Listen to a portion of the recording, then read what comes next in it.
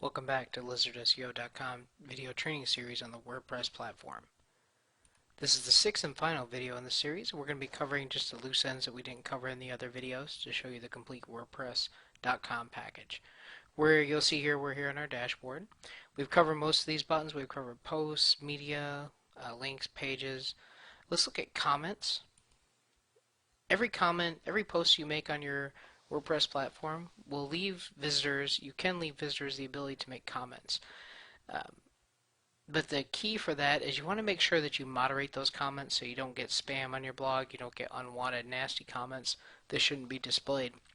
So you want to leave the comment moderation feature on for all of your blogs. So we clicked on comments. You'll see any comments in here that need to be taken care of. This is actually a default comment, but it will also display if someone makes a comment that needs to be moderated, meaning you need to approve it before it's shown. It will show up in here. So if you get any notices about comments needing to be approved, just click on the comments button. Ratings are how people rate your posts. You can click on that to take a look.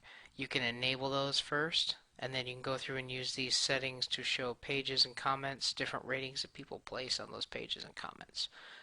But first that would have to be enabled for your posts. Very simple to enable. Just click on it. You can enable above or below, then save changes, and that will let people make comments. Ratings for your blog. Polls. If you use an external poll service, WordPress will pull those in. We've used the PollDaddy account before. PollDaddy is very easy to use, so that's a good option if you want to add a simple poll to your site, like what's your favorite color, red, blue, green, yellow. You could add a PollDaddy poll for that to poll your readers. Polling adds a little bit more interactivity to your blog, which is nice. It gives your readers and visitors something a little extra, which always helps when trying to promote a blog. We've covered the appearance tool. Users. You can actually have multiple users for your blogs. Users are people who are able to do things on your blog, like make posts, make pages, basically change your blog besides you. So if you do have say a small business with 4 or 5 employees, you want a couple of those people to be able to make blog posts to help improve your blog content, this is where you do that there. Okay, let's go ahead and click on authors and users. Here we are the only authorized person on the blog.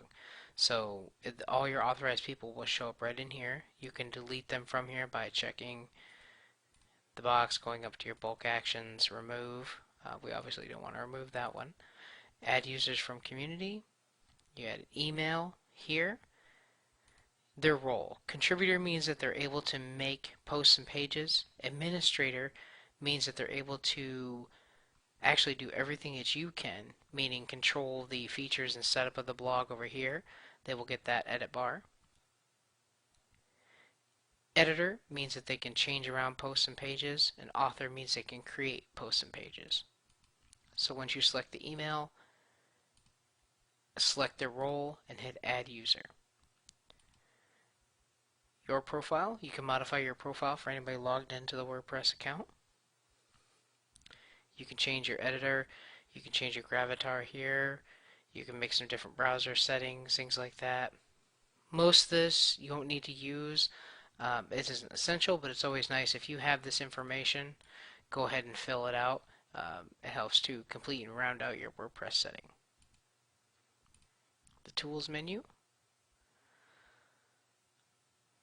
Import and export. You can actually import blogs, Blogger, you can import WordPress, you can import a lot of different things. The key for this, an example use of this would be, say you have a blog at blogger.com that you want to move over to WordPress.com. You can export your Blogger there and then use this tool to actually import all of your posts and pages. Makes it easy to switch around content if you need to do that. Again, export here.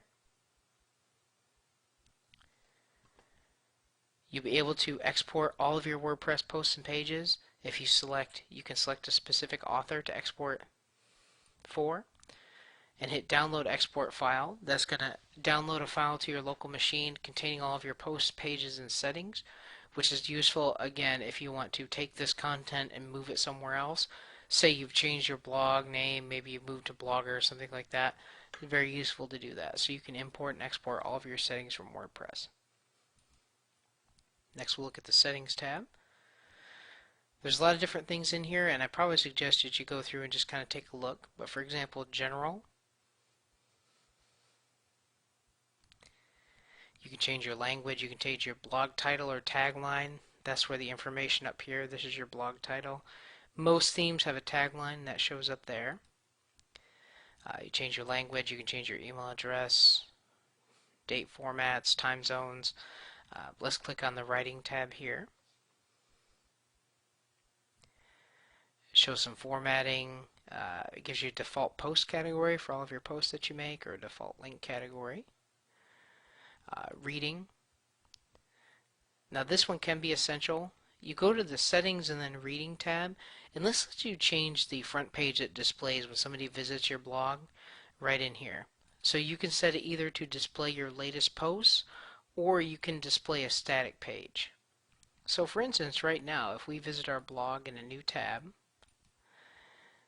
it's going to show our latest post. That's what we have it set to. Okay? But now let's set it to a static page and change that to HTML code page. Save our changes. Okay, we go back here. Now we refresh. If you notice what happens, it changed our front page that loaded up to that blog page. So that's a common question we are asked all the time, is how do I change my front page in my WordPress? Here's where you do it. You just go to Settings, then Reading. You can change your page and post there. There's some other settings in here you can look around and play with. Discussion has some settings about different comments, things like that. It lets you more strictly modify how people make comments to your blog. Media settings. It lets you adjust the thumbnail sizes that we saw in the other media platform. You can have custom thumbnail sizes that you use. Privacy.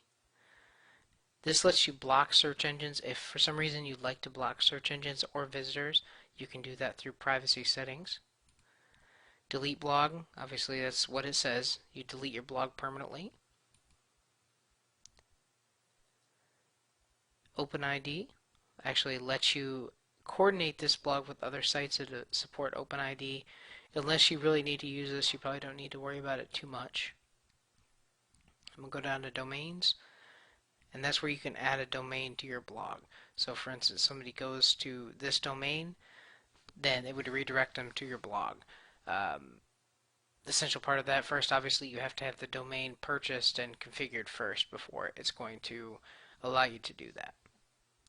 But that's the basic extra features of WordPress. Through our 6 videos we've covered everything from registering a blog up through actually using the blog and the advanced settings with that blog.